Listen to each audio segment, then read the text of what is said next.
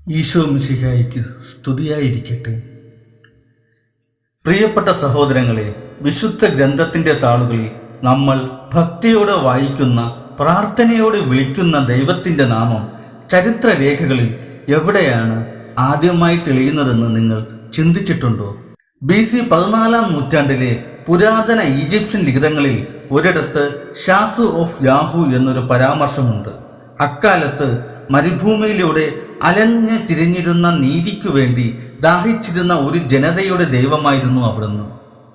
പിന്നീട് 9-ാം നൂറ്റാണ്ടിലെ മെഷാസ്റ്റേലി എന്ന ചരിത്ര ശിലയിലാണ് ഇസ്രയേലിന്റെ ദൈവമായി യഹോവയെ ഔദ്യോഗികമായി രേഖപ്പെടുത്തുന്നത്.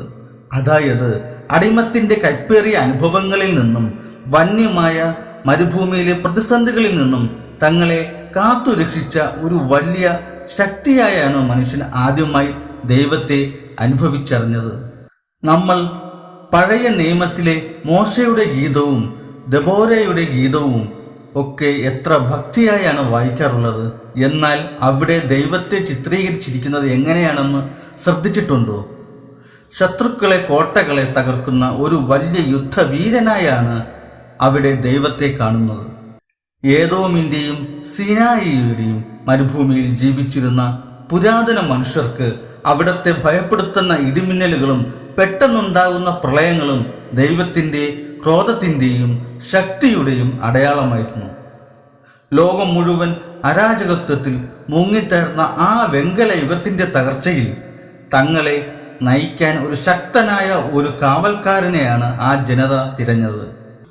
ആ മരുഭൂമിയിലെ തീഷ്ണതയിൽ നിന്നാണ് യഹോവ എന്ന നാമം കാനാൻ ദേശത്തേക്ക് കടന്നു വരുന്നത്. എന്നാൽ ദൈവത്തിന്റെ വെളിപ്പെടുത്തൽ അവിടെ അവസാനിച്ചില്ല മക്കളെ.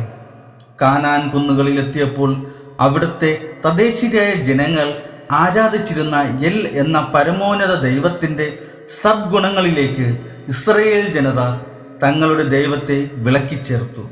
അതുവരെ കേവലം ഒരു യുദ്ധവീരനായി കണ്ടിരുന്ന യഹോവയിലേക്ക് എൽ ദൈവത്തിന്റെ രൂപമായ ജ്ഞാനവും കാരുണ്യവും ദയയും കൂട്ടിച്ചേർക്കപ്പെട്ടു.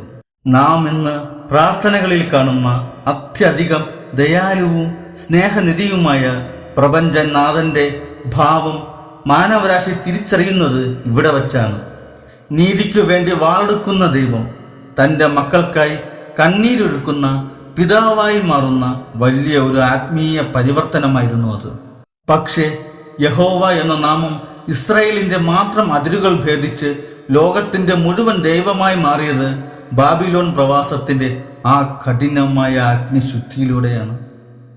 ജെറുസലേം ദേവാലയം തകർക്കപ്പെടുകയും ജനങ്ങൾ അടിമകളായി കൊണ്ടുപോവുകയും ചെയ്തപ്പോൾ അവർ വിചാരിച്ചു എല്ലാം അവസാനിച്ചുവെന്ന്.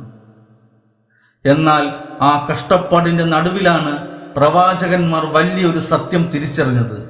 ദൈവം വെറും ഒരു മണ്ണിലോ ദേവാലയത്തിലോ ഒതുങ്ങുന്നവനല്ല. അവിടുന്ന് ആകാശങ്ങൾക്കപ്പുറം ഭൂമിക്കും അപ്പുറമുള്ള പ്രപഞ്ചനാഥനാണ്. അങ്ങനെ ബാബിലോണിലെ പ്രവാസകാലം ഇസ്രയേലിന്റെ പ്രാദേശിക ദൈവസങ്കല്പത്തെ തകർത്തു. പകരം ലോകത്തിനു മുഴുവൻ രക്ഷകനായ ഏക ദൈവത്തെ സമ്മാനിച്ചു.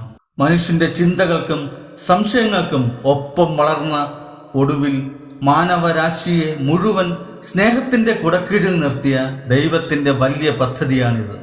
വന്യമായ മരുഭൂമിയിലെ ഭയത്തിൽ നിന്ന് ആരംഭിച്ച് ഇന്ന് കോടിക്കണക്കിന് മനുഷ്യരുടെ ആശ്വാസമായി മാറിയ ആ ഏകദൈവ വിശ്വാസത്തിന്റെ ചരിത്രം അത്യധികം ഉദാത്തമാണ്.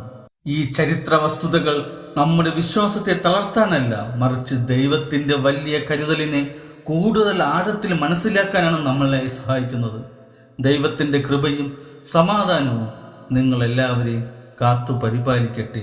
പിതാവിൻ്റെയും പുത്രൻ്റെയും പരിശുദ്ധാത്മാവിൻ്റെ നാമത്തിൽ ആമേൻ.